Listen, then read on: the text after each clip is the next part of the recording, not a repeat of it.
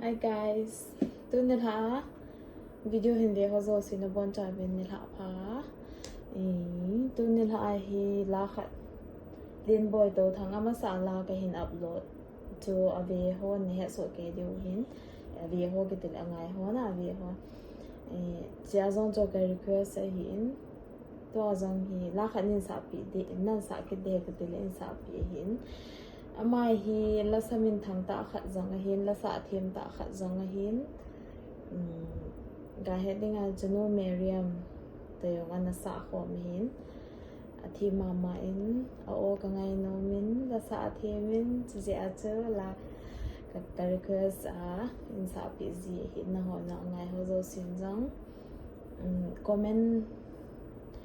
comment him bol vin lang na share the na ai na share pi zi vin lang ka video ve ho na ta le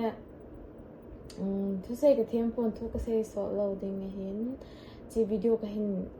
ka hong ho lim lo na pen chi hi ai le ki pa thu na ama sa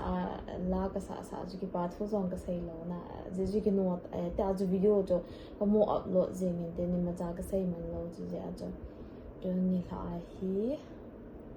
hong ki su ong ham ma ka hin sai hin dala request ka bola amani zong aphadan su mang hona gel kho na nei ta in sa bi hun je amani chinga jang ki pa thu kan sein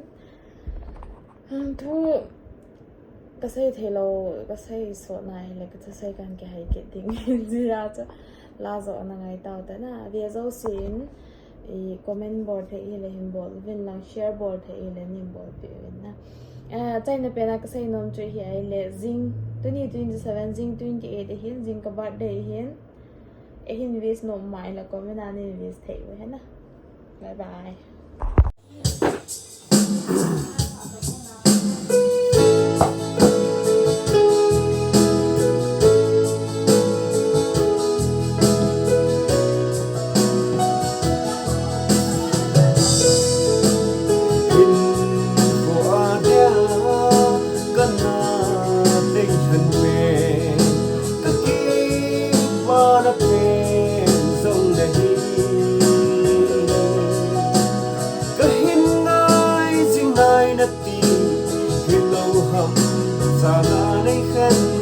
Căng ngay luôn na luôn hi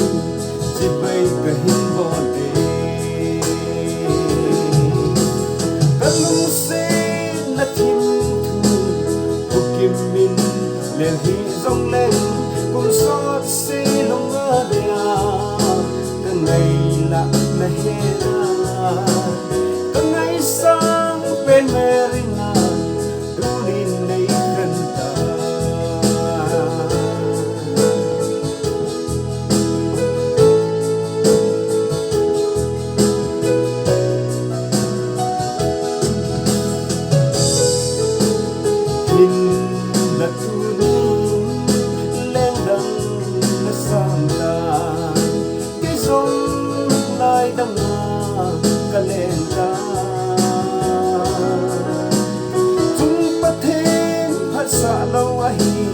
đầm xe lên chỉ mấy ta đó căng ngay luôn na lon hi chỉ bay cả hin bon đi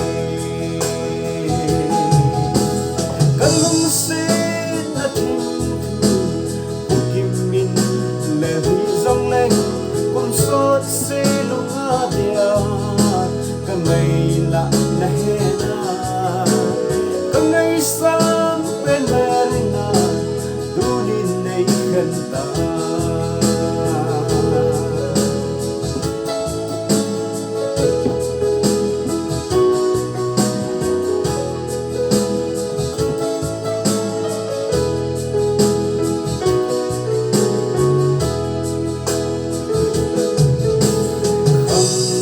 khat ada ba khom lo hita thau ho se